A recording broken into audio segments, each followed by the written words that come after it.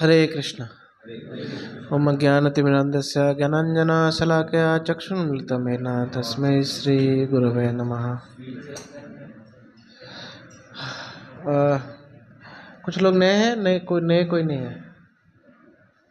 कितने लोग नए हैं? नए हैं क्या? अच्छा, ऐसा है।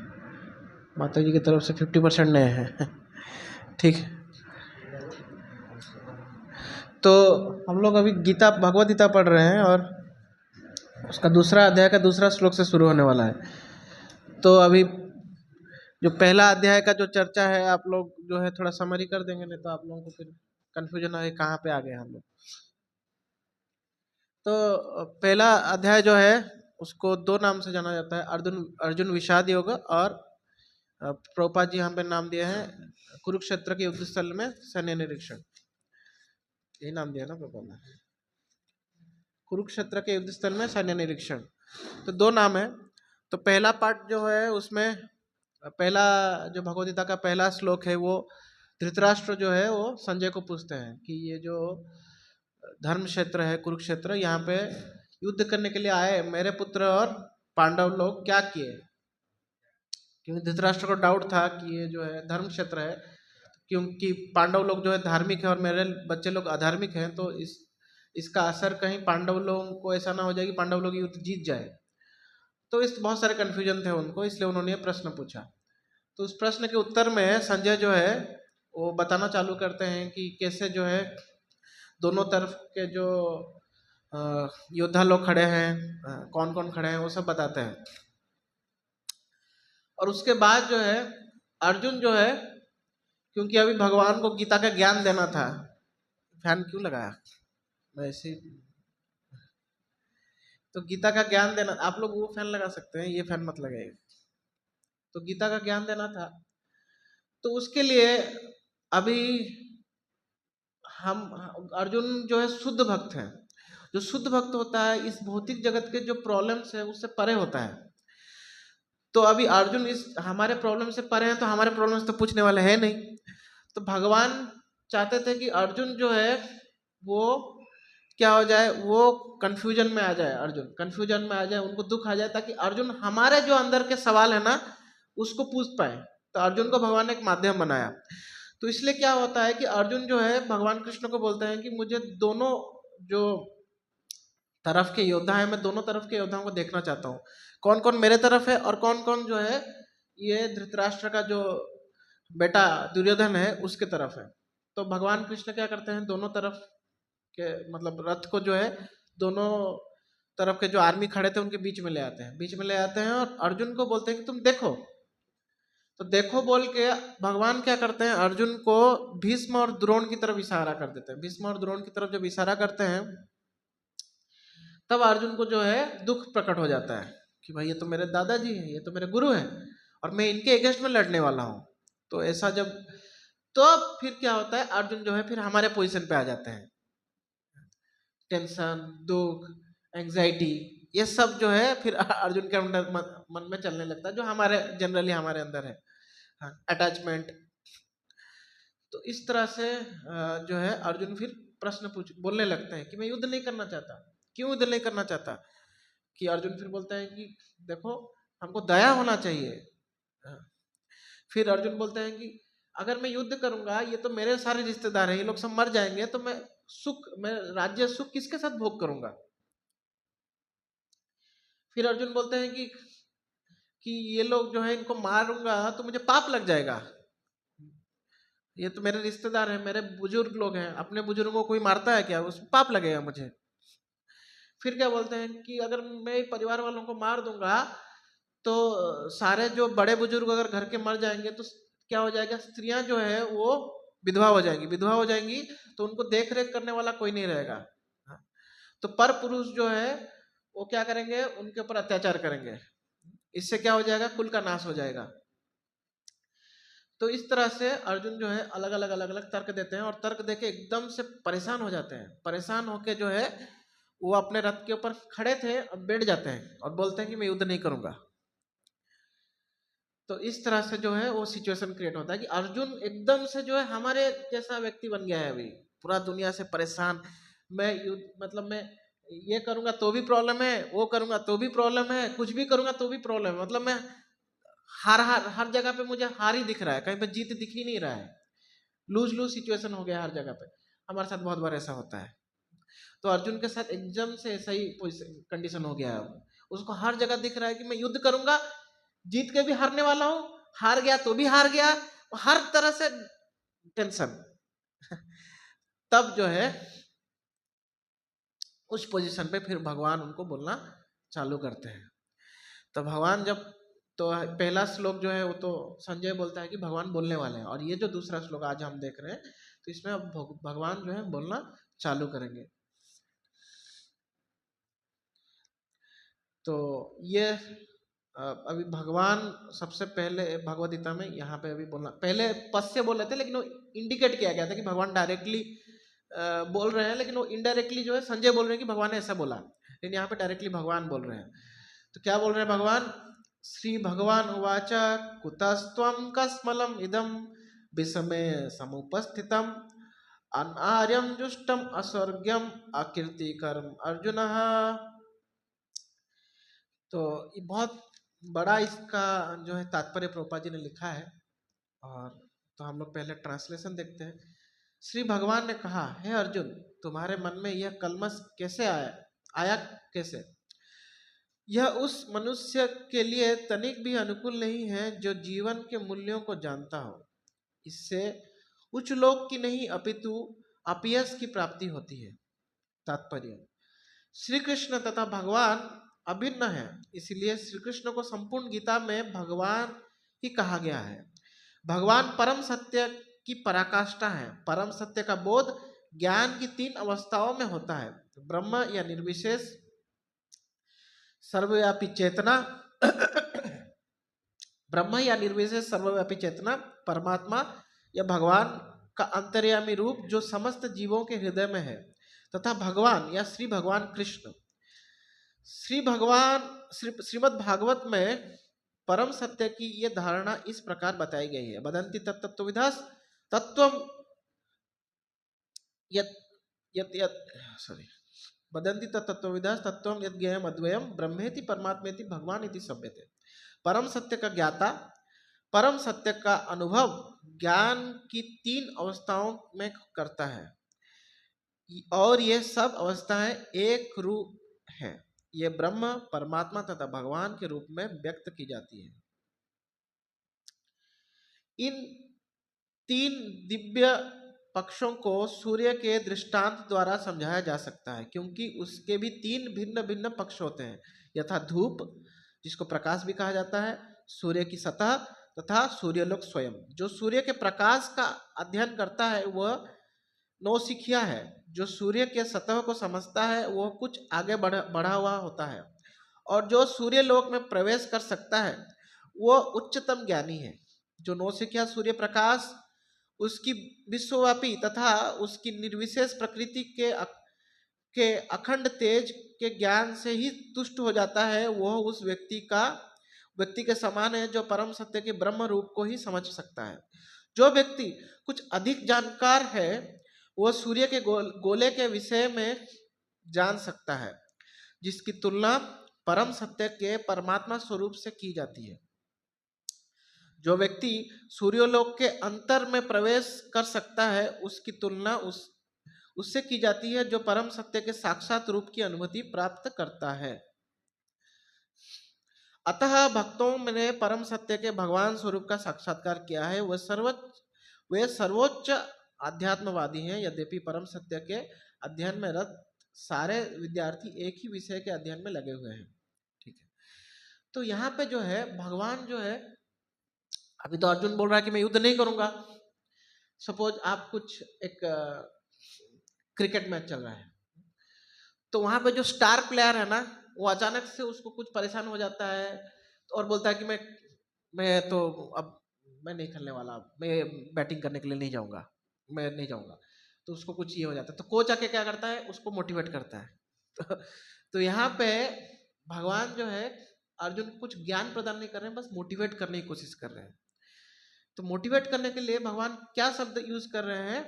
भगवान बोल रहे हैं कि किस तरह से कुतस्तम कस्मलमिदम विस्मय समुपस्थितम, किस प्रकार से आपके अंदर जो है ये कलमश आ गए हैं, हाँ? और आप जो ये कार्य कर रहे हैं, युद्ध नहीं करना, ये जो है इससे 3 प्रॉब्लम है। क्या है?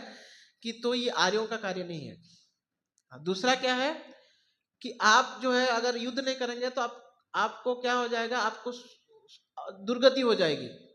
युद्ध करेंगे तो आप स्वर्ग प्राप्त करेंगे, लेकिन आप युद्ध नहीं करेंगे तो आपको दुर्गति हो जाएगी, आप नरक की तरफ चले जाएंगे, क्योंकि आप क्षत्रिय हैं। क्षत्रिय का कार्य है कि युद्ध करना, तो आप युद्ध नहीं करेंगे तो आपको नरकगामी बनना पड़ेगा। और तीसरा क्या होगा, आपको अकीर्ति मिलेगा, डिफेमी होगा आपका, सब लोग आपको थू थू करेंगे, क्या नपुंसक है ये, ऐसा लोग हो सकता है आपको बोल दें। तो यहाँ पे बोल रहे हैं कि आर्यों का ये काम, ये अनार्य का जैसा आप हरकत कर रहे हो, क्योंकि आप तो आर्य हो, तो अनार्य जैसा हरकत मत करो। और आप क्षत्रिय हो तो आपको युद्ध करना चाहिए, नहीं तो आप क्या है, नरक जाओगे। और तीसरा क्या है, इससे आपको अकीर्ति प्राप्त होगा। और प्रभुपाद जी जो है तात्पर्य में क्या करते हैं, प्रभुपाद जी इस श्री भगवान वाच इस पॉइंट को लेते हैं, क्योंकि हम भगवत गीता जो है जब पढ़ते हैं तो हमको जानना चाहिए कि भगवत गीता किसने बोला है, किसने किसको बोला है। अगर किसने बोला है, वो कौन है, हम उसका महत्व नहीं समझ पाएंगे ना, तो भगवत गीता का ज्ञान जो है वो बेकार हो जाएगा। भगवान कौन है, अगर इस पॉइंट को हम नहीं समझेंगे तो हम ये सारा ज्ञान तो भगवान दे रहे हैं, अगर भगवान कौन है हम नहीं समझ रहे हैं, तो हम जो है भगवत गीता का महत्व को उसके मूल रूप में नहीं समझ पाएंगे। समझ रहे हैं ना? सपोज आप जो है क्या होता है ना, कोई आपको कुछ बीमारी है, आपका कोई दोस्त जो है आपको लेके जाता है किसी डॉक्टर के पास, लेकिन आपने उस डॉक्टर के बारे में कभी नहीं सुना है, तो उस डॉक्टर के पास जाते हैं और वो डॉक्टर जो है आपको कुछ मेडिसिन दे देता है, आपने उसका नाम कभी नहीं सुना है, तो क्या हो जाएगा, आप तुरंत से विश्वास नहीं करोगे, अरे मैं इसको जानता नहीं हूँ, कौन है डॉक्टर ये, भाई सही डॉक्टर है कि नहीं, है ना?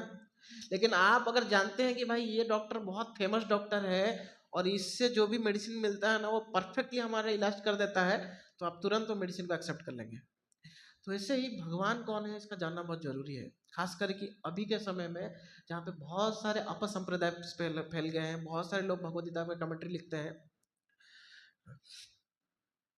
तो उस पॉइंट को जानना बहुत जरूरी है। स्पेशली मैं बुक डिस्ट्रीब्यूशन कर रहा था अभी कुछ दिन पहले, तो मुझे एक आदमी मिलता है, तो क्या बोलता है, वो बोलता है कि हाँ आप, वो किसी एक फेमस कोई एक धार्मिक नेता है, उसका फॉलोअर है, तो बोलता है कि आप कृष्ण को क्या समझते हो? मैं बोला मेरे समझने से ना समझने से कुछ बदलता नहीं है, भगवद गीता में क्या लिखा है उससे हम समझते हैं। बोला नहीं नहीं नहीं नहीं, आप क्या समझते हो? बोला अरे भगवद गीता में क्या लिखा है तो उससे समझना चाहिए ना। बोलता है हमारे जो गुरु है ना, उसने भगवद गीता को 24 अलग अलग तरीके से लिखा है, और कृष्ण जो है ना, कृष्ण जो है एक आदमी है, एक अच्छा आदमी है, ऐसा वो बोलने लगा।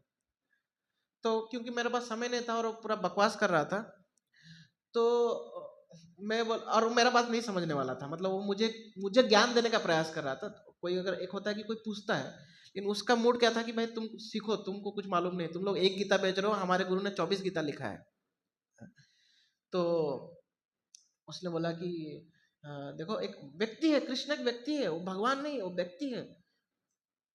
तो बोला ठीक है भाई, तो हम कभी आप मेरे बात को मानते हो, मुझे ऐसा बोला। मैं बोला नहीं मानता हूँ आपके बात को, अभी मुझे गीता वितरण करने दीजिए, आप कहीं मंदिर है तो डिस्कस करेंगे। तो फिर चला गया व्यक्ति। तो इसलिए प्रभुपाद ने इस पॉइंट को बहुत कि भगवान कौन है, तो भगवान कौन है, तो भगवान जो है वो परम सत्य है। परम सत्य, सत्य का अर्थ क्या है, जो कभी भी बदलता नहीं है, जो समय के साथ नहीं बदलता है, उसको सत्य बोला जाता है। और परम सत्य मतलब वो कभी नहीं बदलेगा। कुछ जैसे कि अभी हमारा कुछ एक अस्तित्व है, हमारा कुछ एक नाम है, वो समय के साथ बदल जाएगा। समय के साथ बदल जाएगा मतलब हम ये शरीर छोड़ेंगे तो हमारा नाम पता सब कुछ बदल जाएगा। तो हमारा ये जो भी अभी देख रहे हैं, हमारा पेरेंट्स जो भी देख रहे हैं, वो क्या है, वो परम सत्य नहीं, कुछ हद तक सत्य है। तो भगवान जो है परम सत्य है, मतलब भगवान का जो भी आइडेंटिटी है वो कभी भी बदलने वाला है नहीं, वो हमेशा एज इट इज वही रहेगा। तो वो परम सत्य को ऐसा हमारे जो शास्त्रों में 3 स्तर में जाना जाता है। व्यक्ति तो एक ही है, लेकिन उसको जानने के 3 स्तर हैं। तो क्या क्या 3 स्तर हैं? तो भगवान को 3 स्तर में जाना जाता है। तो पहले ब्रह्म, उसके ऊपर परमात्मा, उसके ऊपर भगवान। तो इसको प्रभुपाद जी ने यहाँ पे सूर्य का उदाहरण से दिया है कि जैसे कि सूर्य का प्रकाश, सूर्य का सतह और सूर्य के अंदर जो सूर्य भगवान जो खुद मौजूद है। तो जो केवल सूर्य के प्रकाश को ही सब कुछ समझता है, सूर्य का प्रकाश ही सूर्य है, सब कुछ इसी को ही मानता है, तो वो ब्रह्मवादी की तरह है। ब्रह्मवादी यानी कि भगवान के शरीर से कांति निकलता है, तेज निकलता है। तो उस तेज को ही अगर भगवान मान लिया, कोई भगवान मानता है यही सब कुछ है, इसके अलावा उसके परे कुछ है ही नहीं, तो उनको ब्रह्मवादी बोला जाता है कि ब्रह्म को ही मान, बस ब्रह्म सत्य, बस यही सब कुछ है, इसके आगे कुछ है नहीं। तो इनको ब्रह्मवादी माना जाता है। इसके ऊपर के स्तर के आध्यात्मिक, ये सब आध्यात्मिक लोग हैं जो आध्यात्मिक चेतना में है। तो इसके ऊपर के स्तर के लोग कौन है? जो ध्यान करते हैं, ध्यान करके अपने हृदय में परमात्मा को देखते हैं, तो ये है परमात्मावादी। परमात्मावादी यानी कि सूर्य के सतह को समझना कि भाई सूर्य का एक सतह भी है, सूर्य का एक प्लैनेट है, एक सूर्य नाम का एक ग्रह है, या फिर अंग्रेजी में बोला जाए तो एक स्टार है। तो ये सतह को जो मानता है वो उस तरह से है जो परमात्मा को मान रहा है। और इसके परे वो है जो सूर्य भगवान में, सूर्य ग्रह में सूर्य भगवान है, तो वो जो है उसको पूर्ण ज्ञान है किसका? जो परम सत्य का, जो भगवान को जान पाता है। क्यों ऐसा है? तो देखिए, भगवान के जो भगवान का स्वरूप है ना, तो उसका एक क्वालिटी है। क्या क्वालिटी है भगवान के स्वरूप का? किनको, आप लोगों को किसी को पता है भगवान के स्वरूप का क्वालिटी क्या है? हाँ, भगवान जो है सच्चित आनंद, ये उनका क्वालिटी है। तो सच्चित आनंद का क्या अर्थ है? सत्य यानी कि वो हमेशा है, सत्य एटर्नल, हमेशा से एग्जिस्ट है, वो शाश्वत है, ये उसका अर्थ है सत्य। चित, हरि बोल हरे कृष्णा। चित, चित का अर्थ क्या है? चित का अर्थ है वो ज्ञानमय है, चेतनशील है। और आनंद का अर्थ क्या है? भगवान जो है आनंदमय है। तो ये उनका गुण है, ये उनका क्वालिटी है भगवान का। तो जो ब्रह्म को समझ गया है, तो वो भगवान का केवल सत्य क्वालिटी को समझ पाया है कि भगवान जो है शाश्वत है, उसके ऊपर का क्वालिटी को नहीं समझ पाया है। जो जो परमात्मा को समझ गया है, वो भगवान के चित्त एस्पेक्ट को समझा है। चित्त एस्पेक्ट यानी कि भगवान चेतनशील है, क्योंकि देख पा रहा है ना भगवान को, उनको अपने हृदय में देख पा रहा है, भगवान का एक रूप है, चेतन व्यक्ति है। ये केवल सत्य नहीं है, केवल शाश्वत नहीं है, भगवान चेतन है। कुछ लोग बोलते हैं ना कि परम सत्य जो है वो क्या है? खुला है। कुछ लोग का ऐसा मानना है, खुला है मतलब कुछ नहीं है परम सत्य, नथिंगनेस। इंग्लिश में वर्ड यूज करते हैं नथिंगनेस। भगवान कौन है? नथिंग है। कितना अपराध है देखिए। आपको पता नहीं तो इसका मतलब ये नहीं कि आप कुछ भी बोलोगे। तो स्पेशली ये लोग जो है ब्रह्मवादी, और जब डिग्रेड हो जाता है ना, तो ये नथिंग बोलने लगता है भगवान को, कि जब सब कुछ नष्ट, सब कुछ खत्म, सब एकदम पूरा विशाल आकाश जो है वही भगवान है। कुछ नहीं है उधर, कुछ नहीं, कोई कुछ नहीं, यही भगवान है। तो ये ब्रह्मवादी का भी लोअर फॉर्म है। और लोग क्या बोलते हैं? ये देखो हमेशा से है, हमेशा से एग्जिस्ट करता है, शाश्वत है। तो इस प्रकार से कुछ ज्ञान होना, ये ब्रह्मवादी। ब्रह्मवादी थोड़ा सा और ऊपर का कैटेगरी है कि भाई जानता है कि कांति स्वरूप है और यही शाश्वत है, बाकी कुछ शाश्वत नहीं है इस जगत में, इसलिए वो लोग ब्रह्म सत्य बोलते हैं बहुत बार। और उसके ऊपर चेतना, भगवान चेतनशील है या ज्ञानमय है, ये कौन जानता है? ये परमात्मावादी जानता है। और परमात्मावादी के ऊपर भी कौन है? जो भगवान के पूर्ण स्वरूप को जानते हैं कि भगवान ऐसा जो है अपने भक्तों के साथ वैकुंठ धाम में रहते हैं। तो वो है, वो क्या है? वो आनंद को भी महसूस कर पाता है। कि परमात्मावादी भगवान के साथ आदान प्रदान नहीं करता है, बस हृदय में देख रहा है। लेकिन जो भक्त है, जो भगवान का भक्त है, वो भगवान के साथ आदान प्रदान कर पाता है। हम देख रहे हैं अभी अर्जुन ही स्वयं भगवान उसके साथ आदान प्रदान कर रहे हैं ना। उसके मामा के बेटे बन के भगवान आए हैं। भगवान है, परम सत्य है, लेकिन उनके मामा का बेटा है, मेरा दोस्त है, इस तरह से। जय हो, हरे कृष्ण। तो इस तरह से तो वो आदान प्रदान कर सकते हैं। हम कितने सारे भक्तों की कहानी सुनते हैं। हम हर एक हमारे जो ग्रंथ है, रामायण में हम सबरी के बारे में सुनते हैं जो बेर तोड़ के भगवान को खिला रहा है। हम हनुमान जी के बारे में सुनते हैं, हम सुग्रीव के बारे में सुनते हैं, हम लक्ष्मण के बारे में सुनते हैं जो भगवान के साथ प्रेम का आदान प्रदान कर रहे हैं। तो इस तरह से वो पूर्ण रूप से भगवान के साथ वो भगवान को पहचान पा रहा है। मतलब सत्य भगवान शाश्वत है वो भी जान पा रहा है। भगवान क्या बोलते हैं, भगवान चेतनाशील है या फिर चेतनशील है या फिर ज्ञानमय है वो भी समझ पाता है। और भगवान के साथ वो आनंद रूपी आदान प्रदान भी कर पा रहा है। तो ये पूर्ण रूप से भगवान को समझ पा रहा है। तो ये हो गया भगवान का ज्ञान। तो अभी कोई बोल सकता है कि तो भगवान से परे भाई अभी कोई है क्या? तो भगवान को किसने बनाया? भगवान ने सृष्टि बनाया, भगवान ने सब कुछ बनाया, तो भगवान को किसने बनाया? ऐसा भी कई बार प्रश्न उठता है। तो इसलिए प्रभुपाद जी यहाँ पे और एक श्लोक लेते हैं ब्रह्म संहिता से। ईश्वर परम कृष्ण सच्चिदानंद विग्रह अनादिर आदिर गोविंद सर्व कारण कारणम। कि भगवान जो है वो अनादिर आदि है, उनका कोई स्रोत नहीं है, इसलिए वो भगवान है। क्योंकि वो अनादि है इसलिए वो भगवान है। अगर उनको कोई बनाने वाला तो वो भगवान बन जाता। क्योंकि हम लोग जो है, हम लोग को कोई बनाया हुआ है और हम लोग समय के अंदर घुसे हुए हैं, समय के पाबंदी में हम लोग हैं, हम लोग समय से परे नहीं है। इसलिए हमको हमको लगता है कि सब कुछ जो है उसका कोई आधार होना चाहिए। लेकिन भगवान जो है उन्होंने ही समय को सृष्टि किया है, उन्होंने ही जो है काल को सृष्टि किया है। तो वो काल से परे है, इसलिए वो जो है अनादि है, उनका कोई आदि नहीं है। और सर्व कारण कारणम, जितना भी हम देख रहे हैं, कुछ कोई भी चीज देख रहे हैं उसका कुछ कारण होता है। अचार का डिब्बा देख रहे हैं तो किसी ने अचार को बनाया है, ऐसा कि नहीं ऐसे ही आ गया है। हम ये मैट पे बना बैठे हैं, किसने बनाया है उसको? तो भगवान जो है वो सर्व कारण के कारण है। कुछ भी कारण देख रहे हैं तो उसके अगर अंत में चला जाए तो भगवान मिलेगा आपको। कोई भी चीज देख लीजिए आप, अंत रिजल्ट कौन है?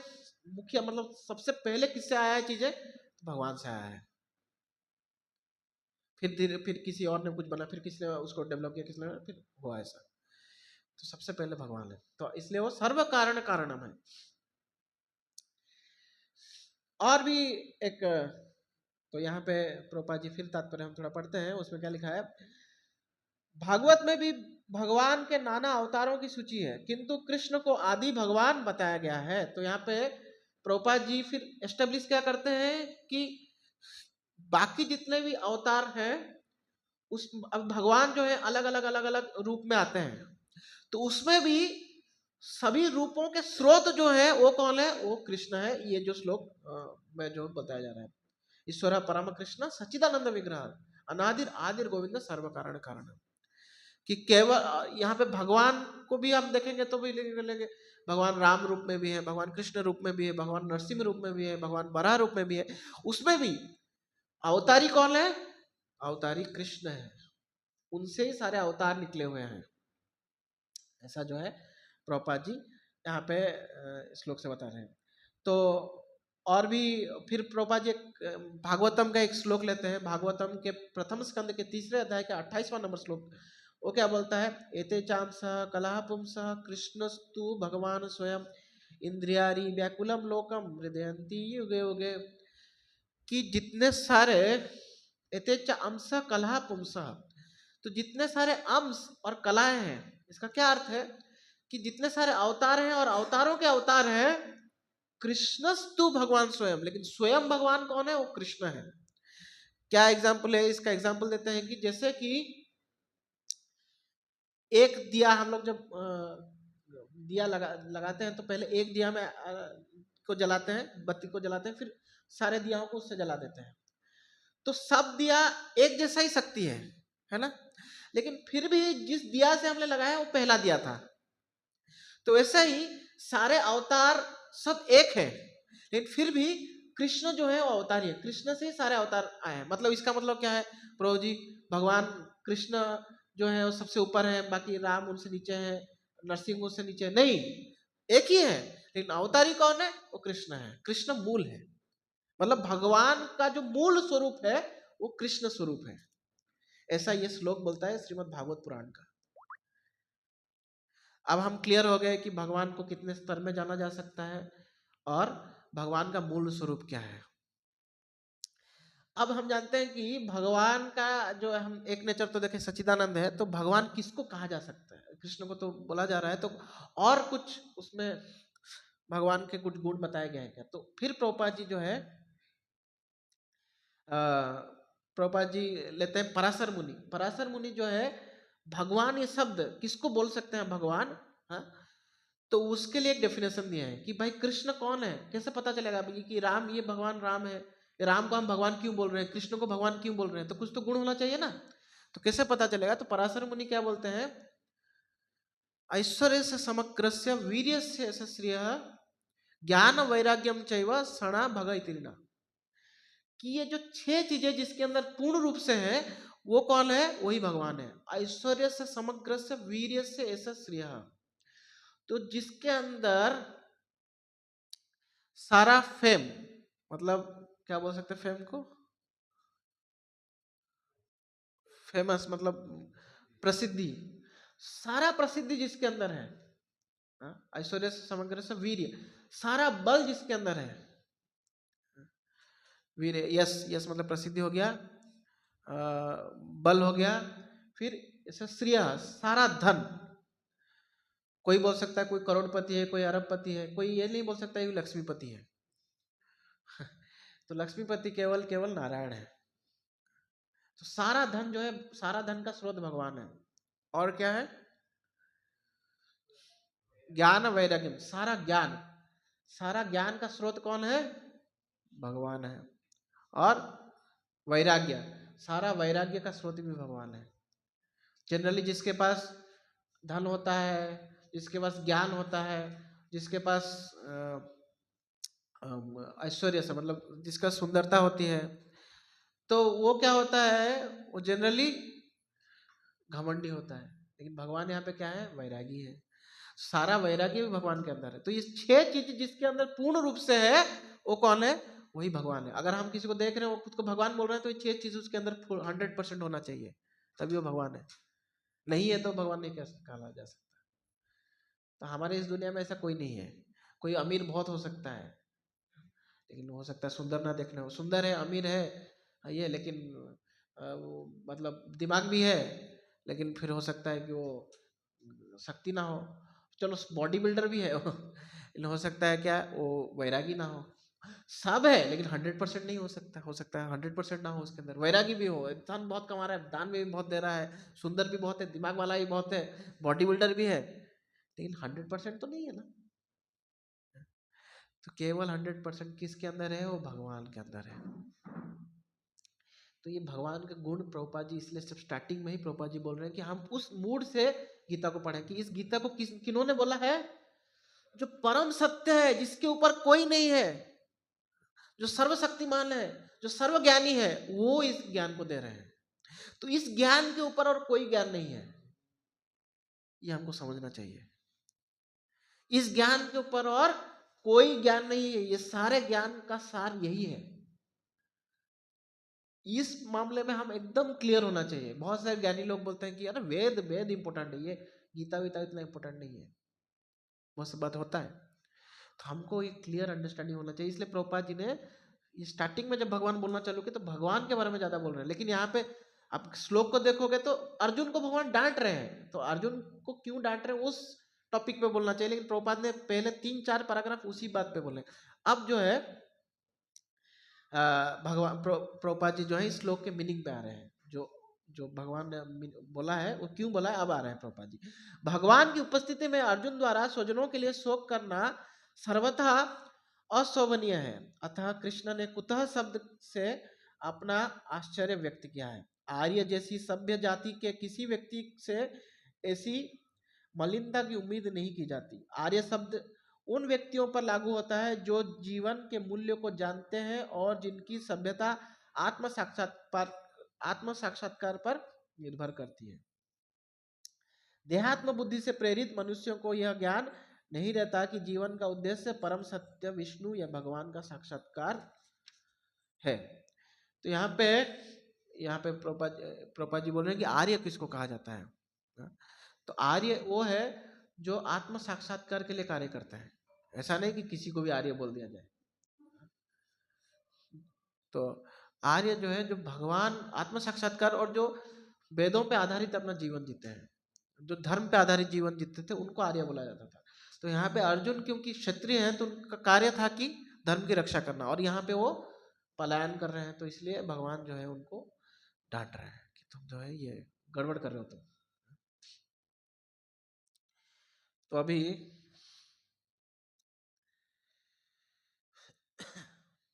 तो हम लोग नेक्स्ट श्लोक जो है वहाँ पे चलते हैं। तो इस श्लोक में क्या हमने जाना, थोड़ा उसको रिकैप करते हैं, तो हम लोग भूल जाएंगे फिर से। हमने क्या सुना इस श्लोक में, क्या सुना? हमने सुना कि भगवान कौन है। भगवान कौन है? तो भगवान के जो है, भगवान को 3 स्तर में समझा जा सकता है। भगवान जो है परम सत्य 3 स्तर में समझा जा सकता है। वो 3 स्तर क्या क्या है? पहले सबसे निचला स्तर क्या है? ब्रह्म। उसके ऊपर का स्तर क्या है? परमात्मा। उसके ऊपर का स्तर क्या है? भगवान। जो भगवान के रूप में भगवान को समझता है, वो भगवान का सच्चिदानंद स्वरूप को पूर्ण रूप से समझ पाता है। जो ब्रह्म को समझा है, वो केवल कौन सा एस्पेक्ट को समझ पाता है भगवान का? कौन सा एस्पेक्ट को समझ पाता है? सत। जो परमात्मा रूप में समझा है भगवान को, वो कौन सा एस्पेक्ट को समझ पाता है? सत और चित दोनों। और जो भगवान को समझता है वो सच्चिदानंद। ठीक। और भगवान किनको बोल सकते हैं? तो उनके 6 क्वालिटीज क्या क्या है, 6 गुण क्या क्या है, उनको ही भगवान बोल सकते हैं। हाँ, क्या 6 गुण है? हाँ, फेमस और स्ट्रेंथ, हाँ, और हाँ सारा धन और सारा ज्ञान, हाँ, और सुंदरता, वैराग्य। ओके। तो यहाँ तक हम क्लियर हो गए। और भगवान ने अर्जुन को इधर क्यों क्या कर रहे हैं? भगवान इधर उनको मोटिवेट करने की कोशिश कर रहे हैं कि तुम जागो अब। तो जागो मोटिवेट करने के लिए भगवान क्या बोल रहे हैं? क्या बोल रहे हैं? तुम अगर युद्ध नहीं करोगे तो क्या क्या होंगे? 3 चीज बता रहे हैं। क्या क्या होगा? पहला चीज, तुम आर्य जैसा हरकत नहीं करो। तुम आर्य परिवार के हो, पार्थ हो, तुम पृथा के पुत्र हो। नहीं, पार्थ नहीं यहाँ पे बोले हैं क्या? नहीं नहीं, पार्थ नहीं बोले, इधर अभी बोलेंगे। तो क्या है, तुम आर्य जो हो, आर्य हो, और अनार्य हरकत होगा। और क्या होगा? और क्या होगा? हाँ, अस्वर्ग, मतलब तुमको नरक की प्राप्ति होगी, क्योंकि तुम क्षत्रिय हो। क्षत्रिय को कर्तव्य युद्ध करना। युद्ध करके अगर मरता है तो स्वर्ग प्राप्त होता है, और जीतता है तो नहीं मरता है, जीत जाता है तो क्या होता है? राज्य भोगने को मिलता है। तो दोनों में ही तुमको मतलब विन विन है। और तीसरा क्या है? आकीर्ति, तुमको थू थू होगा। अब तीसरा श्लोक। अब और ये दोनों श्लोक में भगवान जो है उनको उकसाने की प्रयास कर रहे हैं अर्जुन को। क्लेब्यम समागम पार्थ नैता त्वय उपपद्यते क्षुद्रम हृदय दौर्बल्यम त्यक्ता उत्तिष्ठ परंतपः। हे पृथापुत्र, इस हीन नपुंसकता को प्राप्त मत करो, प्राप्त मत हो, यह तुम्हें शोभा नहीं देती। हे शत्रुओं के दमन करता, हृदय की शुद्ध शुद्र दुर्बलता को त्याग कर युद्ध के लिए खड़े हो। तात्पर्य, अर्जुन को पृथा पुत्र के रूप में संबोधित किया गया है। पृथा कृष्ण के पिता वसुदेव की बहन थी, अतः कृष्ण के साथ अर्जुन का रक्त संबंध था।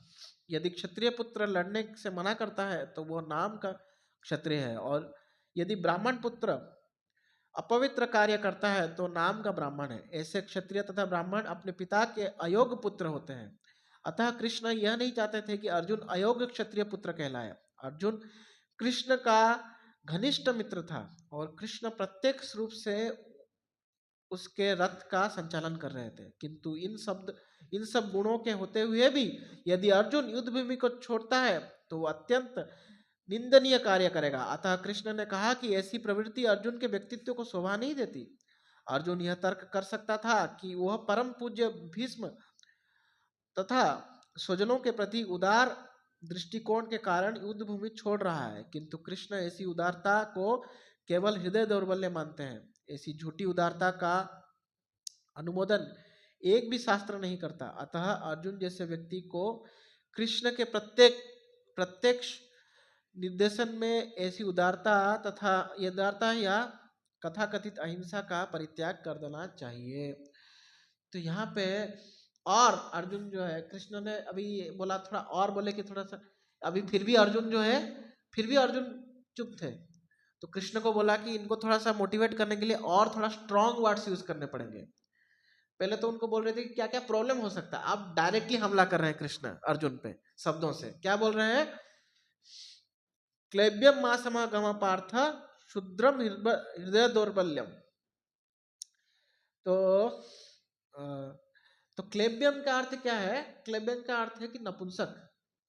और क्या बोल रहे हैं? क्षुद्रम। क्षुद्रम मतलब कि तुच्छ। और हृदय दौर्बल्यम, वीकनेस ऑफ हार्ट इंग्लिश में इधर बोला गया है कि हृदय की दुर्बलता। तो अभी पहले तो प्रॉब्लम्स बता रहे हैं, अभी तुम क्या हो, अगर युद्ध नहीं करोगे तो तुम क्या बनोगे, वो बता रहे हैं कि तुम पहले नपुंसक कहलाओगे। देखिए, क्षत्रिय को जो है नपुंसक बोलना मतलब उनके मतलब एकदम बुरी तरह से आघात करना है। क्षत्रिय जो है उस शौर्य का प्रतीक होते थे। और स्पेशली अर्जुन जो एक अपने अकेले दम पे पूरा कौरव सेना को हराने का दम रखते थे, तो उनको भगवान यहाँ पे क्या बोल रहे हैं? नपुंसक। तो नपुंसक बोलने के पीछे और एक भी एक कारण है कि जब ये पांडव लोगों को 12 साल का वनवास हुआ था, 1 साल के लिए उनको बोला गया था कि 1 साल जो है तुमको छुप के रहना है। अगर तुम छुप के नहीं रह पाए तो क्या हो जाएगा, फिर से 12 साल वनवास जाओगे। तो ये कंडीशन रखा था दुर्योधन ने। तो 1 साल के लिए, अभी ये लोग तो इतने पावरफुल लोग थे, खास करके अर्जुन जो कि मर्दानगी का मतलब प्रतीक था। उस समय क्षत्रिय भी पहले जमाने में 50-50, 100-100 शादी करते थे। क्यों? क्योंकि मैक्सिमम जो लोग थे पहले जमाने में संन्यास ले लेते थे, पहले गुरुकुल जाते थे और गुरुकुल से फिर वापस ही नहीं आते थे। तो उनको फिर माताओं को संभालेगा कौन? तो बिना शादी के तो नहीं रह सकते। तो एक एक पुरुष को बहुत सारे जो है उनकी पत्नियां होती थी। और जनरली वो कौन होता था? वो क्षत्रियों को ही अलाउड था। बाकी ब्राह्मण, वैश्य और शूद्र को एक ही पत्नी अलाउड था, लेकिन क्षत्रियों को क्योंकि वो शौर्य का प्रतीक था और मेंटेन कर पाता था, तो उसको ज्यादा पत्नियां रखने का उसको ये था। और उनको नपुंसक बोल देना, ये तो बड़ा बहुत गहरा आघात है। तो उसमें, और अर्जुन स्पेशली जब अज्ञातवास में थे पांडव लोग, तो विराट नरेश के यहाँ थे। और अर्जुन क्या बने थे? अर्जुन क्या बने थे आप लोगों को पता है? बृहन बने थे। बृहन मतलब एक नपुंसक बने थे। अर्जुन को श्राप मिला हुआ था, आपको पता होगा, उर्वशी ने श्राप दिया था कि तुम नपुंसक बन जाओ। तो अर्जुन, फिर उर्वशी बोलते हैं कि क्योंकि तुमने, अर्जुन उनको माता बोलते हैं, उर्वशी बोलते हैं कि तुम आके मेरे साथ संग करो। तो अर्जुन जो है, अर्जुन उर्वशी को बोलते हैं कि देखिए, आप मेरे पूर्वज पुरुरवा से विवाह किए थे, इसलिए आप मेरे माता समान है, तो मैं आपको माता की नजर से देखता हूँ, तो मैं आपके साथ संग नहीं कर सकता। तो उर्वशी बोलते हैं कि तुम नपुंसक बन जाओ। गुस्से में आके बोल देते हैं उर्वशी। फिर बाद में बोलते हैं कि क्योंकि तुमने मुझे माता बोला है कि तुम्हारी ये नपुंसकता जो है ये हमेशा के लिए नहीं रहेगा, ये केवल 1 साल के लिए रहेगा, और ये नपुंसकता तुम्हारे लिए वरदान बन जाएगा। तो अर्जुन जो है बृहन लल्ला के रूप में विराट नरेश के यहाँ रहते हैं, और उनकी बेटी उत्तरा को वो मृदंग नाच गाना सिखाते हैं। बाद में उत्तरा उनकी बहू बन जाती है अर्जुन की। तो अर्जुन को मतलब जले पे नमक छिड़क रहे हैं अभी। तो नपुंसक बने थे ना, अभी भी तुम उसी तरह से हरकत कर रहे हो। समझ रहे हैं ना?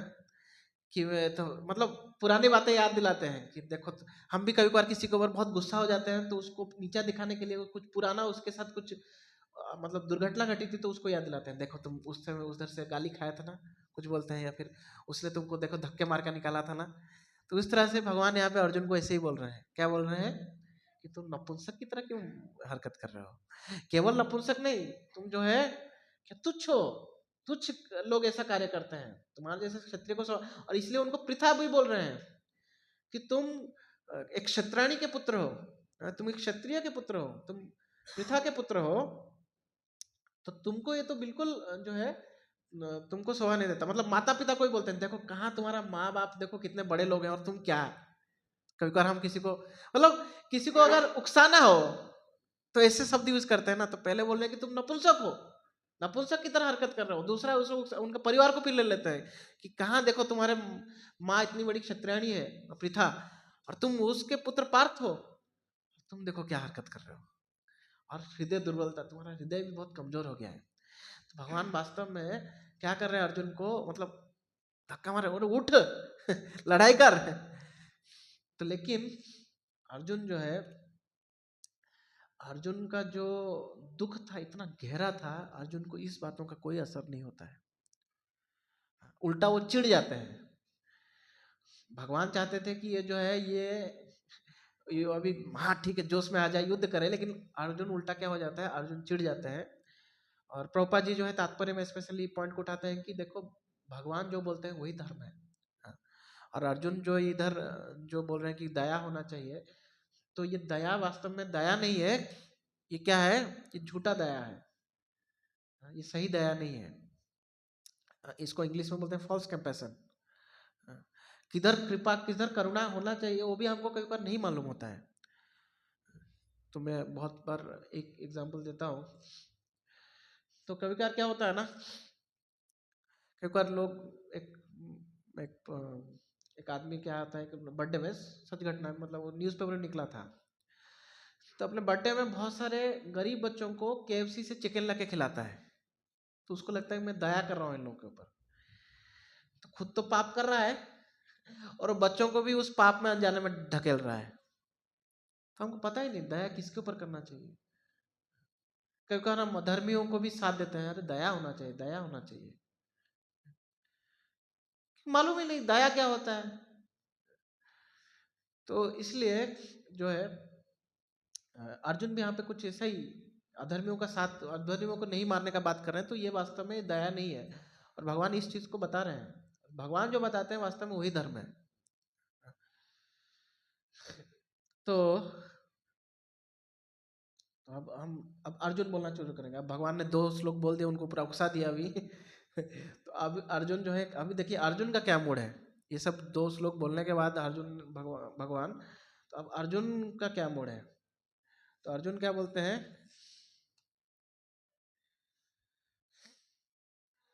अर्जुन उवाच कथम भीष्म अहम संख्ये द्रोण च मधुसूदन ईशुभि परियोस्यामि पूजारव हरिसूदन। तो अर्जुन ने कहा, हे शत्रुहंता, हे मधुसूदन, मैं युद्ध भूमि में किस तरह भीष्म तथा द्रोण जैसे पूजनीय व्यक्तियों पर उलट कर बाण चलाऊंगा। तात्पर्य, भीष्म पितामह तथा द्रोणाचार्य जैसे सम्मान्य व्यक्ति सदैव पूजनीय हैं। यदि वे आक्रमण भी करें तो उन पर उलट कर आक्रमण नहीं करना चाहिए। यह सामान्य शिष्टाचार है कि गुरुजनों से,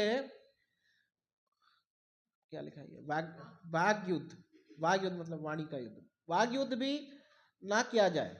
यहाँ तक कि यदि कभी वे रुक्ष व्यवहार करें तो भी उनके साथ रुक्ष व्यवहार ना किया जाए। तो फिर भला अर्जुन उन पर बाण कैसे छोड़ सकता था। क्या कृष्ण कभी अपने पितामह पितामह नाना उग्रसेन या अपने आचार्य संदीपनी मुनि का पर हाथ चला सकते थे। अर्जुन ने कृष्ण के समक्ष यही कुछ तर्क प्रस्तुत किए। तो अर्जुन जो है यहाँ पे कृष्ण को देखिए, यहाँ पे क्या बोल रहे हैं कि मधुसूदन और अरिसूदन, ये दोनों शब्द यूज किया है। सूदन मतलब मारना। तो कृष्ण को अर्जुन बोल रहे हैं कि है आपको मधुसूदन बोला जाता है क्योंकि आपने मधु नाम के असुर को मारा था। आपको अरिसूदन बोला जाता है क्योंकि आप जो है दुश्मनों को मारते हैं। अरि मतलब दुश्मन, तो दुश्मनों को मारते हैं। तो यहाँ पे और मुझे क्या बोल रहे हैं कि भीष्म द्रोण को मारो, क्यों? हाँ, आप मारेंगे क्या? आप संदीपनी मुनि को मारेंगे क्या? आप उग्रसेन को मारेंगे क्या? तो मुझे क्यों आप बोल रहे हैं? जब आप खुद ये कार्य नहीं करेंगे तो मुझे क्यों आप बोल रहे हैं? मुझे क्यों इतना बुरा भला बोल रहे हैं? तो अर्जुन जो है वो क्या है, अर्जुन को लग रहा है कि देखिए कृष्ण जो है मेरा दोस्त है, मेरा दोस्त है, मेरे से इतना करीब है, और उनको लग रहा है कि मैं हृदय दुर्बलता या फिर मैं नपुंसक बन गया हूं, मैं डर के मारे युद्ध नहीं कर रहा हूं। देखिए कभी कभार हम कुछ परिस्थिति के कारण कुछ कार्य करते नहीं या कुछ व्यवहार दिखाते हैं, लेकिन हमको क्या लगता है कि मेरे दोस्त को जो है एटलीस्ट वो उसको पता रहेगा कि मैं ऐसा क्यों बिहेव कर रहा हूँ। लेकिन जब हमारा दोस्त भी हमको उल्टा समझता है, तब क्या लगता है, अरे ये भी मुझे नहीं समझ पा रहे हैं। तो अर्जुन का भी वही परिस्थिति था कि अर्जुन समझ रहा है कि ये कृष्ण मेरे दोस्त हैं, अरे मैं क्यों युद्ध नहीं कर रहा हूँ, उनको भी नहीं समझ में आ रहा है। तो अर्जुन को बहुत बुरा लगता है। अर्जुन बोल रहे हैं कि कृष्ण बोल रहे हैं कि तुम हृदय दुर्बलता के कारण या नपुंसक बन गए हो इसलिए युद्ध नहीं कर रहा हूँ, लेकिन कारण तो ये नहीं था। अर्जुन अर्जुन को तो पता है कि भाई कारण क्या है। अर्जुन तो सोच रहे हैं कि मेरे पितामह है, मेरे गुरुजन है, मैं उनको कैसे मार सकता हूँ, ये कारण है। मुझे युद्ध करने से डर नहीं है। मैंने तो विराट, जब क्षेत्र था विराट में, जब ये लोग अज्ञातवास में था, जब अज्ञातवास पूर्ण हो जाता है तो क्या होता है ना, उसी बीच में क्या होता है कि भीम जो है, विराट नरेश का जो साला था, उसका नाम था किचक। किचक बहुत शक्तिशाली था, बहुत ज्यादा शक्तिशाली था, और बहुत बड़ा बदमाश भी था। और यहाँ तक कि इतना शक्तिशाली था कि विराट नरेश भी उससे डरते थे। वो जो बोलता था वही करता था, मतलब विराट नरेश कुछ नहीं बोलते थे। तो क्या होता है कि कीचक जो है वो द्रौपदी को छेड़ने लगता है। तो छेड़ने लगता है तो द्रौपदी जाके विराट नरेश को बोलते हैं, विराट नरेश को बोलते हैं कि जो है कीचक जो है मेरे पर दुर्व्यवहार कर रहा है, खराब दृष्टि डाल रहा है। तो विराट नरेश उस समय सिर झुका देते हैं, कुछ बोलते ही नहीं है। तो द्रौपदी समझ जाती है कि ये जो है इससे कुछ होने वाला नहीं है, और वो जाके भीम के पास जाते हैं और भीम को बोलते हैं कि देखो ये कीचक जो है ऐसा है। तो भीम जो है क्या करते हैं, भीम वो कीचक का कचुम्बर बना देते हैं कचुम्बर बना के उसको मार देते हैं। तो ये खबर जो है पूरा फैल जाता है कि विराट नरेश का जो सेनापति था कीचक को मारा जाता है। कीचक मारा जाता है, ये खबर दुर्योधन तक भी पहुंचता है। तो दुर्योधन आश्चर्य हो जाता है। दुर्योधन बोलता है कि कीचक जैसा व्यक्ति को इस दुनिया में तीन ही लोग हरा सकते हैं, या तो मैं, या तो भीम, या तो बलराम। उनके अलावा कीचक को कोई हरा नहीं सकता। तो ये कौन आ गया जो कीचक को चटनी बना दिया। तो उनको बहुत डाउट होने लगता है। तो तब वो सोचते हैं, और एक उनको लगता है कि भाई कीचक मारा गया तो अब हम विराट नरेश पे अटैक कर सकते हैं कि विराट नरेश बहुत कमजोर बन गया है अब। तो उसी समय वो लोग पूरा वो सेना लेके, कुरु सेना लेके, पूरा कुरु के जितने सारे योद्धा थे सबको लेके विराट नरेश पे अटैक कर देता है। जब अटैक कर देता है तो विराट नरेश क्या है, उसको दूसरे छोर से कोई अटैक किया रहता है, तो विराट नरेश वहां पे चले जाते हैं युद्ध करने के लिए। और उस समय जब ये कुरु सेना अटैक कर रहे होते हैं तो कोई नहीं रहता है किनके साथ, वो मतलब विराट जो राज्य है वहां पे कोई योद्धा नहीं बचता है। तो उनका एक बेटा था उसका उत्तर कुमार उसका नाम था। तो वो जो है वो बोलता है कि मैं युद्ध करूंगा। वो एकदम पूरा जोश के साथ बोलता है, माता मुझे तिलक लगाओ, मैं युद्ध करने जाऊंगा। तो वो बोलता है कि युद्ध करने जाऊंगा। जैसे ही युद्ध करने के लिए जाता है तो उस समय क्या होता है कि अम, अ, युधिष्ठिर महाराज जो थे कंक नाम से थे। कंक मतलब जो राजा को मन बहलाए और राजा के साथ कुछ टिप्पणी, राजा को कुछ सलाह दे, इस तरह से, मतलब मंत्री का नीचे वाला पोस्ट। कुछ लोग होते हैं ना, नहीं सलाह का डायरेक्टली नहीं थे वो, कुछ जो होता है हमेशा राजा के साथ चिपके रहते थे, ऐसा एक लोग होते थे जो राजा को कुछ मजाक करें, राजा को कुछ दिल बहलाए। और कुछ कुछ जैसे बीरबल जैसे था ना अकबर के लिए, तो ऐसे ही थे ये। तो ये उनको बोलते हैं कि उत्तर कुमार को कि आप जो है डेढ़ लल्ला को लेके जाओ। तो वो बोलता है ये नपुंसक को लेके जाऊंगा, मैं इतना बड़ा योद्धा हूँ, इस नपुंसक को लेके जाऊँ तो क्या होगा। तो युधिष्ठिर तो उनकी बहन भी बोलते, उत्तरा जो है, बोलते हैं कि भैया इनको आप लेके जाइए। तो बोलता है ठीक है चलो। तो उत्तर कुमार ये करता है और अर्जुन जो है रथ चलाते हैं। जैसे ही कुरु सेना के सामने आ जाते हैं, दोनों एक दूसरे के सामने, तब वो उत्तर कुमार जो है वो देख के एकदम घबरा जाता है। तो इतना विशाल सेना, मतलब जिसका अंत ही नहीं दिख रहा है, और उसके सामने में कौन खड़े हैं, हाँ, द्रोणाचार्य खड़े हैं, भीष्म खड़े हैं, और कृपाचार्य खड़े हैं, दुर्योधन खड़ा है, और कर्ण खड़े हैं। तो बोलता है कि अरे मैं इनके साथ मैं कैसे युद्ध कर सकता हूँ।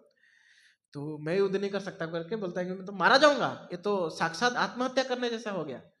तो वो क्या करते हैं, वो भागने लगते हैं तो अर्जुन उनका हाथ पकड़ लेते हैं। अर्जुन बोलता है आप भाग नहीं सकते, जो एक क्षत्रिय कभी भाग नहीं सकता। तो वो बोलता है कि अरे मैं इनके साथ लड़ूंगा, पागल हो क्या। ये खुद अग्निकुंड में कूदने लायक हो जाएगा। तो अर्जुन बोलते हैं तुम्हें युद्ध नहीं करना है तो तुम बैठे रहो चुपचाप, मैं युद्ध करूंगा। तो बोलते तुम युद्ध करोगे? तो फिर अर्जुन जो है अपना आइडेंटिटी तब बताते हैं उसको, क्योंकि तब 13 साल हो चुके थे, सॉरी 1 साल हो गया था। तो आइडेंटिटी बताते हैं और अर्जुन जो है अपना गांडीव धनुष ले आते हैं। गांडीव धनुष लेके उसमें प्रत्यंचा चढ़ाते हैं। जैसे ही प्रत्यंचा चढ़ाते हैं तो उस प्रत्यंचा के आवाज से ही, जो क्योंकि उसका मतलब धनुष भी उस तरह का होगा ना, तो उस आवाज से ही दुर्योधन को समझ में आ जाता है कि अर्जुन है। तो फिर जो है अर्जुन जो है अकेले सबको हरा देता है। तो अर्जुन जो है उस चीज को, अभी अर्जुन को लगता है कि कृष्ण को ये चीज तो पता होगा ना कि मैं अकेले सबको हराया था, अब क्यों युद्ध नहीं कर रहा हूँ, क्योंकि उस युद्ध में जो है मारना नहीं था, बस हराना था। लेकिन इसमें तो मतलब एंड रिजल्ट तक जाना है, मतलब मारना है, या तो वो बचेंगे या तो मैं बचूंगा, ये तो अंतिम युद्ध है। तो इसलिए मैं युद्ध नहीं कर रहा हूँ, मेरा नपुंसक नहीं हूं मैं। तो ये तो कृष्ण को पता था, फिर कृष्ण मुझे क्यों बार बार नपुंसक बोल रहे हैं? तो उनको लग रहा है कृष्ण मुझे समझ नहीं पा रहे हैं, मेरा दोस्त मुझे नहीं समझ पा रहा है। तो बहुत बुरा लगता है जब कोई अपना हमको नहीं समझ पाता है ना, तो हमको बहुत बुरा लगता है। तो अर्जुन के साथ वही फीलिंग हो रहा है अर्जुन को, इसलिए अर्जुन ये सब बोल रहे हैं कि आप देखो, आप अरिसूदन हो, आप मधुसूदन हो, आप अपने दादा को नहीं मारोगे तो मुझे क्यों एक्सपेक्ट करोगे मैं मारूंगा? तब जो है प्रभुपाद भी लगभग लगभग तात्पर्य में जो है वही चीज बोल रहे हैं।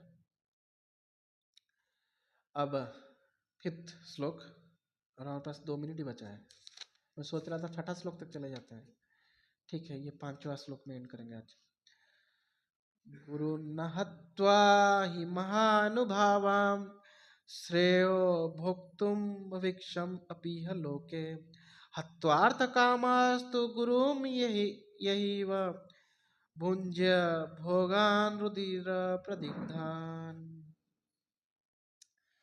ऐसे महापुरुषों को जो मेरे गुरु हैं, उन्हें मारकर जीने के अपेक्षा इस संसार में भीख मांग कर खाना अच्छा है। भले ही वे सांसारिक लाभ के इच्छुक हो, किंतु है गुरुजन, सॉरी किंतु है तो गुरुजन ही। यदि उनका वध होता है तो हमारे द्वारा भोग्य प्रत्येक वस्तु उनके रक्त से सनी होगी। तात्पर्य, शास्त्रों के अनुसार ऐसा गुरु जो निंद कर्म में रत हो और जो विवेक शून्य हो त्यज्य है। दुर्योधन से आर्थिक सहायता लेने के कारण भीष्म तथा द्रोण उसका पक्ष लेने के लिए बाध्य थे। यद्यपि केवल आर्थिक लाभ से ऐसा करना उनके लिए उचित न यद्यपि केवल आर्थिक लाभ से ऐसा करना उनके लिए उचित न था। ऐसी दशा में वे आचार्यों के सम्मान खो बैठे थे। किंतु अर्जुन सोचता है कि इतने पर भी वे उसके गुरुजन हैं, अतः उनका वध करके भौतिक लाभों का भोग करने का अर्थ होगा रक्त से सने अवशेषों का भोग। तो अर्जुन जो है यहाँ पे भी कृष्ण को समझाने का प्रयास कर रहे हैं कि मेरे को अब मुझे जो है मेरा जो परिस्थिति को आप समझिए। तो देखिए यहाँ पे एक अंडरस्टैंडिंग ऐसा है कि हम लोग जो हैं, हम लोग ये अर्जुन का जरा थोड़ा सा हमारा नेचर भी उसी टाइप का है कि हमारे साथ अगर कुछ गड़बड़ होता है, कुछ होता है, तो हम सोचते हैं कि भगवान ऐसा हमारे साथ क्यों कर रहा है, क्यों हमको भगवान ये परिस्थिति में डाल रहा है। भगवान हमको ऐसे इस परिस्थिति में डालना चाहिए था, लेकिन उसके विपरीत ये गलत परिस्थिति में डाल के रखे हैं। तो कैसा है ना, हमारा क्या नेचर है, हम सोचते हैं कि हम जो अपने बारे में जानते हैं या हम जो कर रहे हैं ना वो बेस्ट है।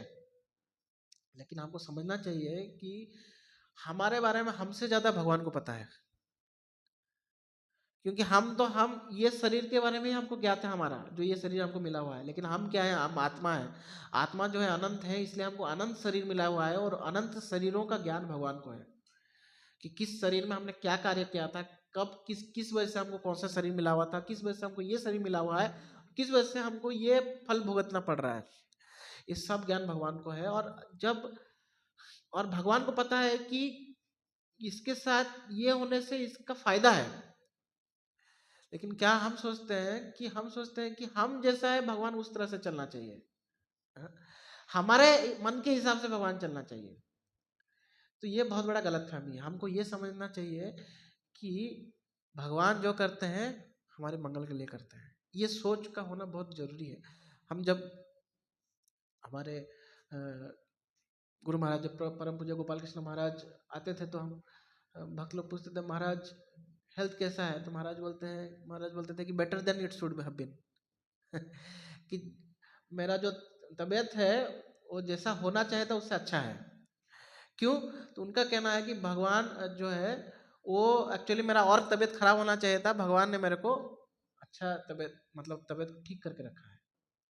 तो ये वास्तव में साधुओं का नेचर है। साधु जो है जब भी कुछ उनके साथ बुरा भी होता है ना, वो सोचते हैं, क्या सोचते हैं, क्या उनका सोच है कि और बुरा होना चाहिए था लेकिन भगवान की कृपा है कि इतना ही हुआ है।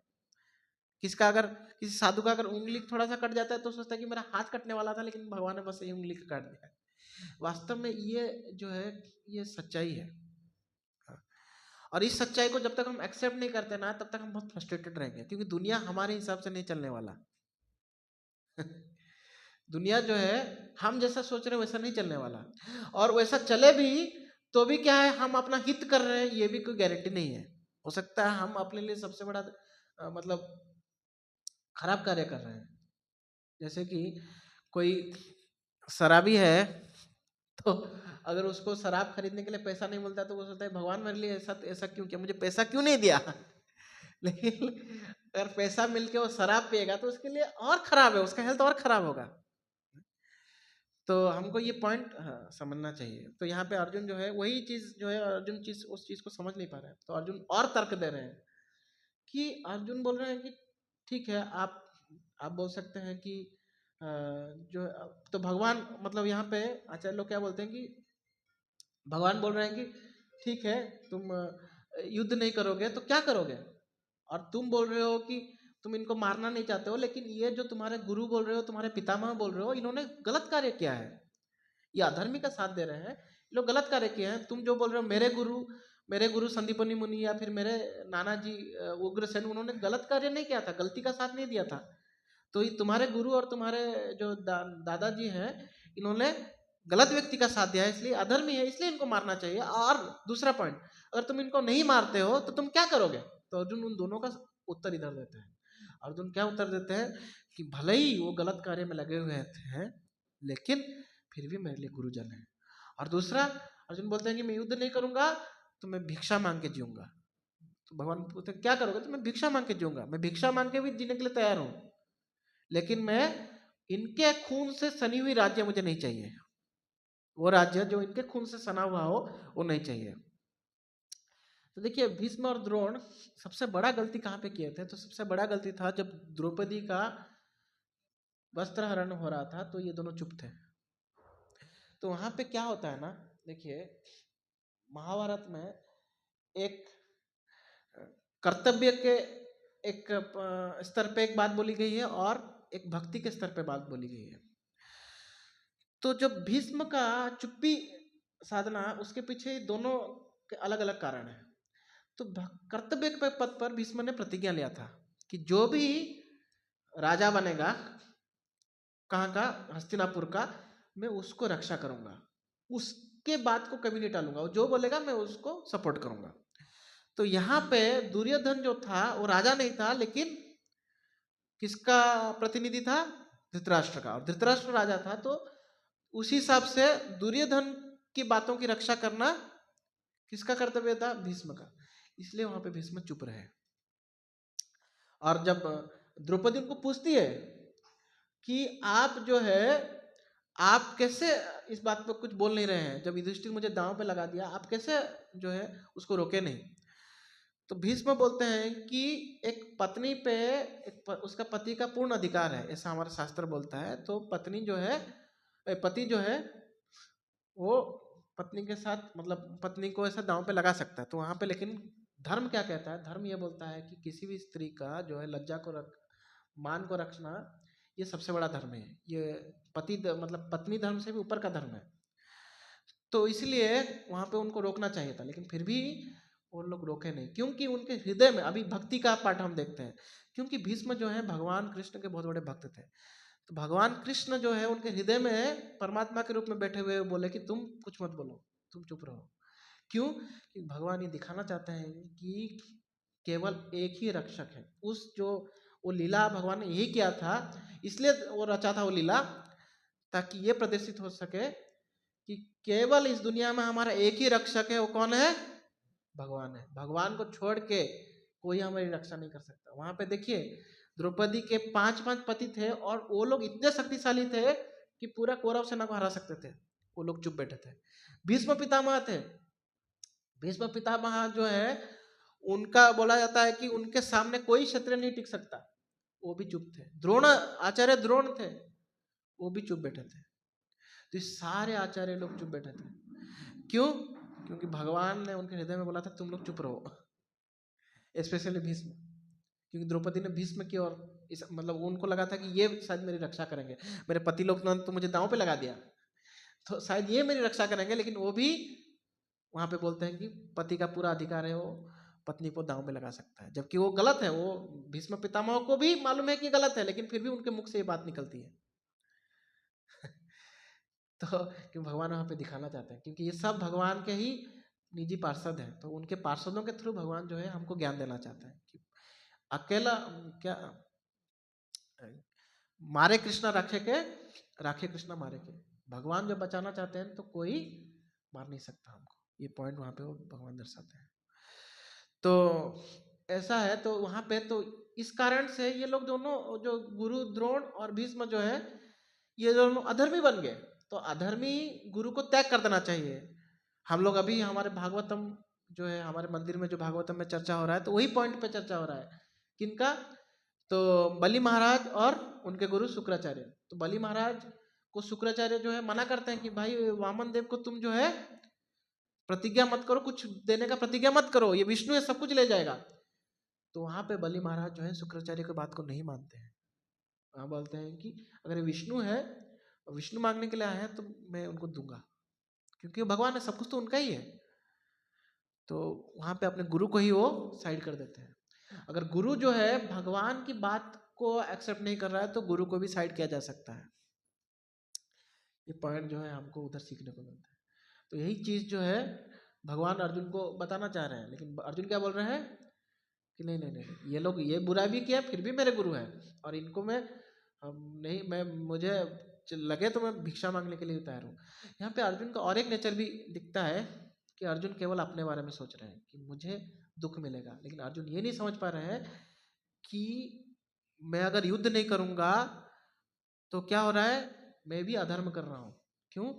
क्योंकि देखिए, अगर कोई बहुत बड़ा मर्डरर है, बहुत मारकाट मचाया है, बहुत सारा गलत कार्य किया है, तो उसको अगर जज सजा नहीं देता है तो जज गलती कर रहा है।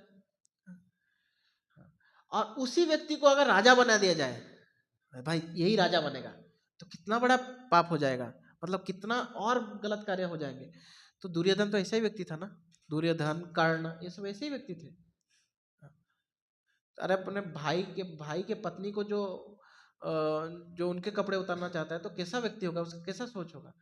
तो उस व्यक्ति को, वो अर्जुन को पता है कि भाई मैं युद्ध नहीं करूंगा तो राजा बनेगा वो, फिर भी अर्जुन जो है अपने बारे में सोच रहे हैं। हम लोग का भी ये नेचर है। दुनिया जाए गड्ढे में, मेरा काम बन रहा है ना। तो यही नेचर भगवान अभी अर्जुन का तोड़ेंगे। अर्जुन यही नेचर दिखा रहा है ना यहाँ पे, कि मुझे तो दुख प्राप्त होगा, मेरे रिश्तेदार है मर जाएंगे, लेकिन ये नहीं सोच रहा है कि भाई ये अधर्मी के साथ है, अगर अधर्मी राजा बन जाएगा तो कितना बड़ा प्रॉब्लम हो जाएगा। और मैं क्षत्रिय हूँ, मैं उस पोजीशन में, वो जज के पोजीशन में हूँ, या फिर मैं पुलिस के पोजीशन में हूँ, जिसको उसको रोकना है, और मैं ही नहीं, नहीं नहीं, नहीं जाने दो, मेरा रिश्तेदार है ना, मर्डर करने दो, चलता है। इसको मारूंगा तो मुझे दुख होगा। तो अर्जुन देखिए, ये कितना बड़ा बंधन है अर्जुन। तो हम भी यही बंधन में है। तो अर्जुन वास्तव में बंधन में नहीं थे, भगवान ने उनको डाला जानबूझ के कि हमको सिखा सके। और फिर अब तक जो है अर्जुन जो है ये सब तर्क दे रहा है। अब इसके बाद जो है अर्जुन अपना पांचवा जो है, नहीं, अर्जुन यहाँ पे खुद को डिफेंड कर रहे हैं। भगवान ने इतना सा बोल दिया उनको, तो डिफेंड कर रहे हैं कि मैं इसलिए युद्ध नहीं कर रहा हूँ कि मैं नपुंसक हूँ, मैं युद्ध नहीं कर रहा हूँ क्योंकि मेरे गुरुजन हैं। और इसके बाद अर्जुन जो है अपना अंतिम जो उनका कारण है युद्ध नहीं करने का, वो बताएंगे कि मैं असमंजस में हूँ, मुझे समझ में नहीं आ रहा है कि क्या सही है क्या गलत है, मुझे क्या करना चाहिए, क्योंकि दोनों तरफ मुझे हार ही हार दिख रहा है। तो वो बोलेंगे, और फिर जो है अर्जुन जो पॉइंट बोलेंगे वो टर्निंग पॉइंट है गीता का 2.7। नेक्स्ट क्लास में चर्चा होगी। हरे कृष्ण। कोई डाउट कुछ पूछना है? डाउट नहीं है ना? कुछ पूछना है किनको? कुछ समझ में आया आप लोगों को? कुछ क्लियर है? ओके ठीक है, हरे कृष्ण।